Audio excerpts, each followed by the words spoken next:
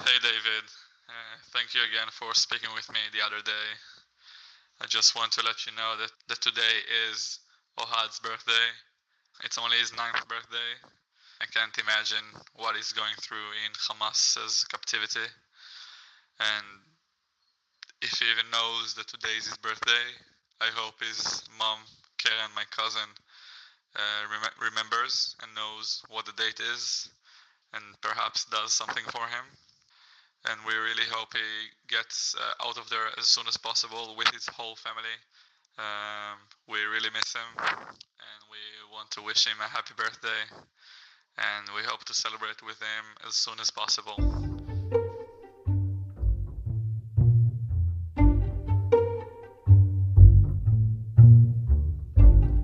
That was a WhatsApp message that I received from Itai Raviv, a 27-year-old who lives in Herzliya with his girlfriend.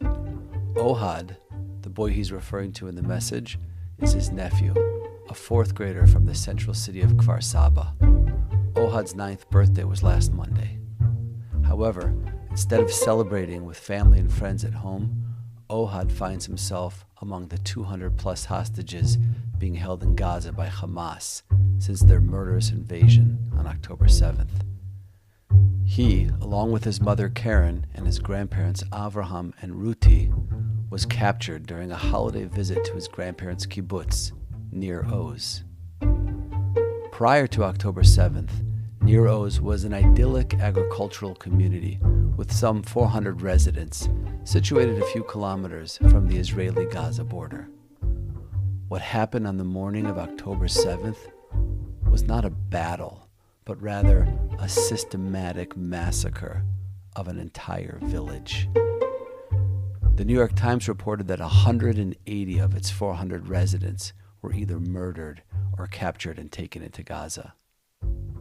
I went to meet Itai in his apartment in an upscale neighborhood of Herzliya.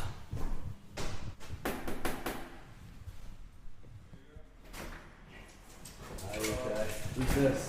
This is Milky. It's not even ours. It's just my girlfriend's uncles. They are blind, and this is one of their guiding dogs. But now they are abroad because of the war. So we're just taking care of it. Sitting together at his kitchen table, Itai shared with me the nightmare that has become his family's reality. This is the story of Avraham and Ruti, their daughter Karen, and their grandson, Ohad. It all started at 6:30 with sirens. Almost the entire country was woken up by sirens, and we didn't even understand what was going on at the beginning. Slowly, we realized. We opened the news. We saw some pictures of terrorists in Sderot and in Ofakim. And we didn't even understand. And when I say we, I talk about everyone, almost everyone in Israel, except for those who were actually affected during that time.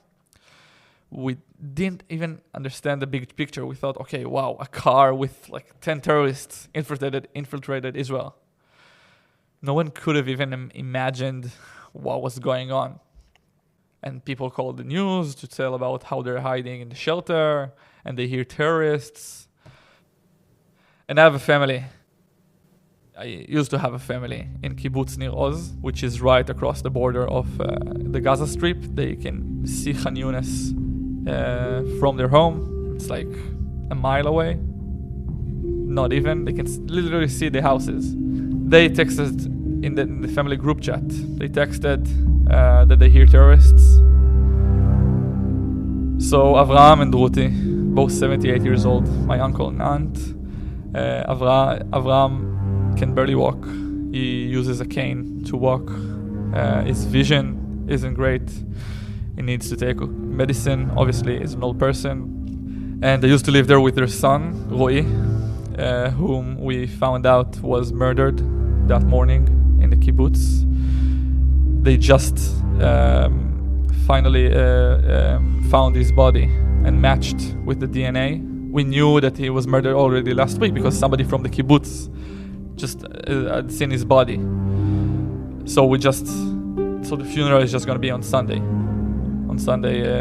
morning.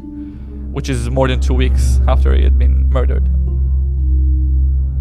Keren, his sister, Avraham and Ruti's daughter, visited her parents with her kid, with her only son, Ohad.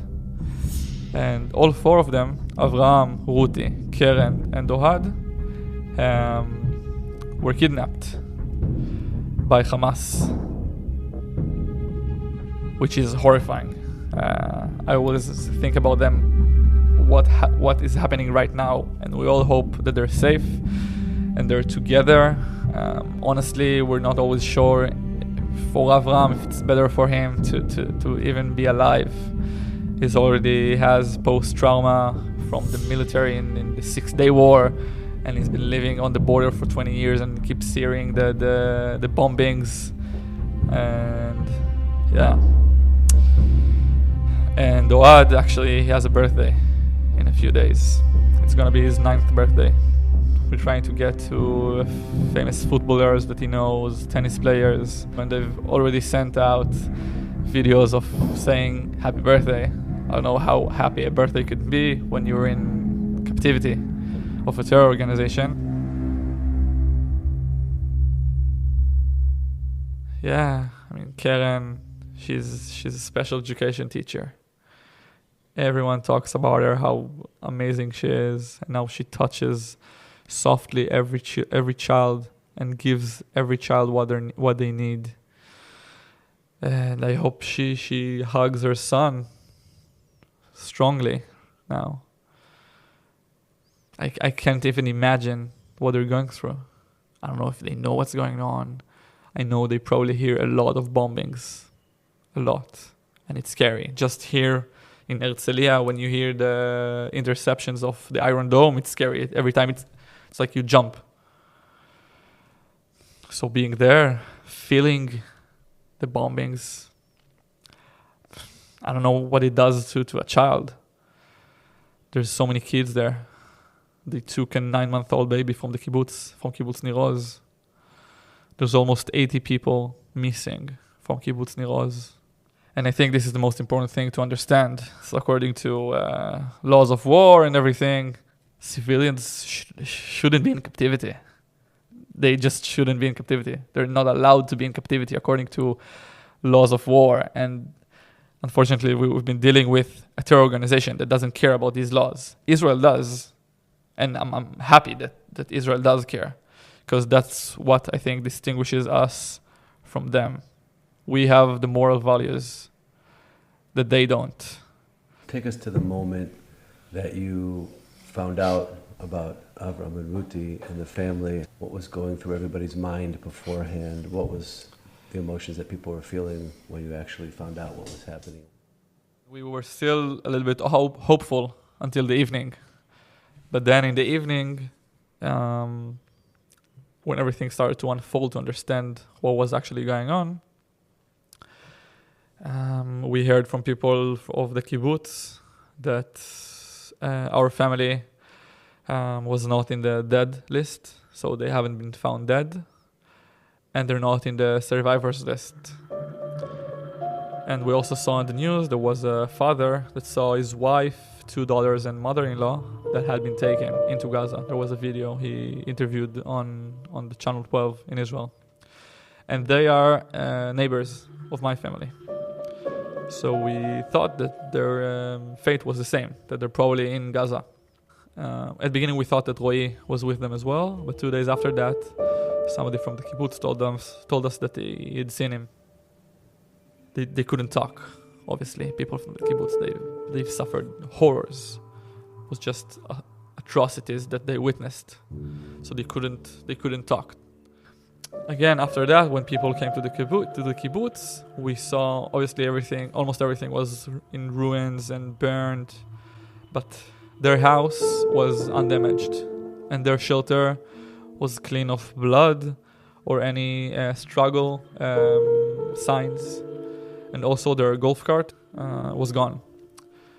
So the assumption is that the terrorists took them with the golf cart, all 4 of them. Again, we thought we didn't understand how Avraham can walk. He walks with a cane. He's been walking with a cane for a few years.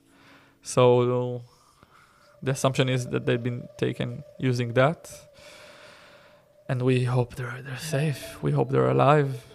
I don't know what's going on inside their minds. I hope they're together. I really hope that they're together and that they're safe. You can never know what's going on inside Gaza. If they're underneath the ground, if they're over the ground, if they got hit by Hamas or perhaps the Israeli army with the bombings. We don't know. Can you name for us the emotions that you're feeling right now? I think it's a mix of all emotions. There's anger, obviously, of what happened towards everyone, from Hamas to our leadership that, in my opinion, hasn't done enough to protect the people who live in the south. It's fear, because it's something that has never happened before. It's the worst day for the Jewish people since the Holocaust. That's just the way it is. It's worse than the Yom Kippur War. Worst. There's shame. How could they have done that to us? It's humiliating. The things that they did. There's disgust, obviously, because of what they did. The strongest emotion is just sadness. It's just sad. Everyone in Israel is within the trauma. We're still living it. It's not over. Every day you hear new testimonies. You read about new stories. And there's just thousands of them. Thousands. Just imagine how many people stayed in their shelter. How many people attended the party. Each one of them has a story. And again, it's just stories that we know, because these stories happened 75 years ago, 80 years ago in the Holocaust. It happened before. You know these stories that my grandparents told me about their families. And it's just horrifying. We're living it again. We used to be just post-traumatic from the Holocaust. Now we're living another trauma. And I don't know how we're gonna be on the other side of it. You can barely see the other side of it right now. Your Israeli friends are not okay. Okay physically. But mentally, no one is okay mentally. And we need a therapy for a full country. But again, I think about my friends. I have dozens of friends in the military right now, in reserves.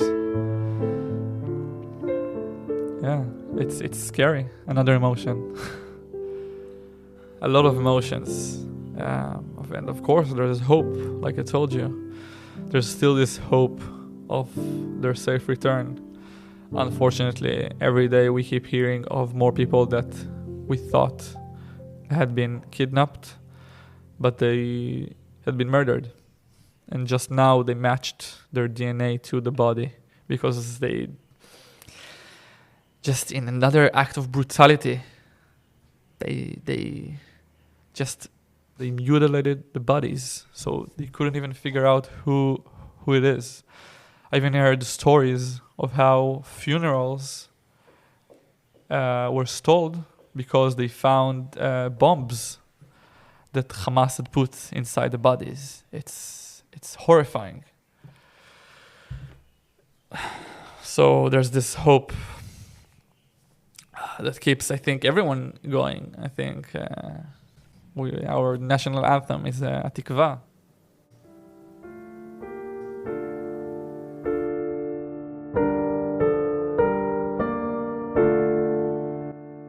The Tikva, the hope, is 2,000 years old. From the first time that we were sent away from the homeland, from Israel, until we established the state of Israel.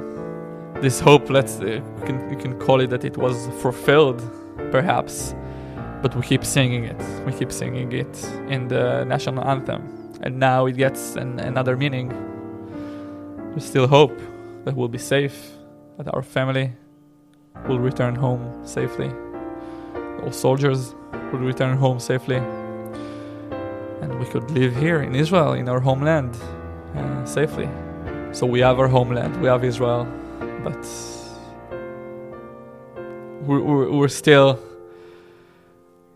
being murdered, and people still try to hurt us because we're Jewish.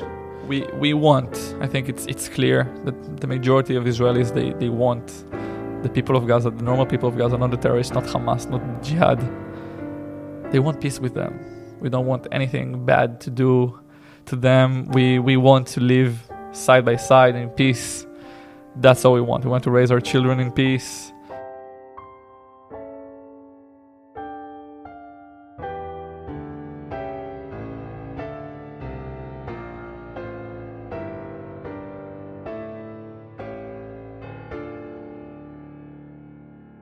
So, Itai, I want to thank you for taking time to sit with us today and to share your story. I know it's not easy to tell this story, but it's very important that you're sharing it with the world. And I just want to say, on behalf of our listeners, we're praying for your family, praying for Am Yisrael, praying for the soldiers, but we're really praying for your family.